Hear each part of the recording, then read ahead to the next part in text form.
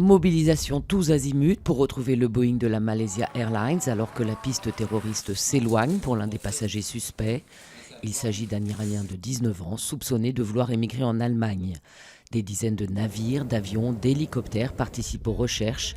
La Chine annonce même le redéploiement de 10 satellites. La Chine dont étaient originaires près des 2 tiers des passagers de l'avion disparu depuis samedi. Chez leurs proches, la colère gronde. Après les enregistrements Buisson hier, Nicolas Sarkozy à nouveau dans les dossiers judiciaires.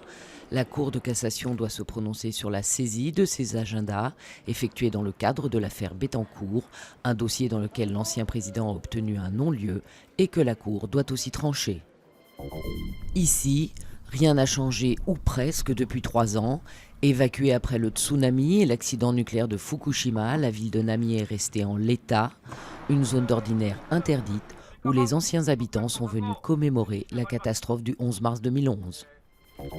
Numéricable fixe une date butoir pour son offre de rachat de SFR. La maison mère du câble opérateur annonce que sa proposition est valable jusqu'à vendredi.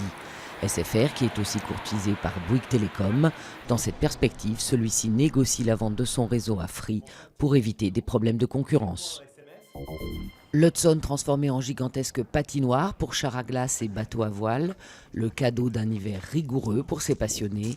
Depuis fin février, à 2 heures de route de New York, ils peuvent naviguer sur la glace scintillante.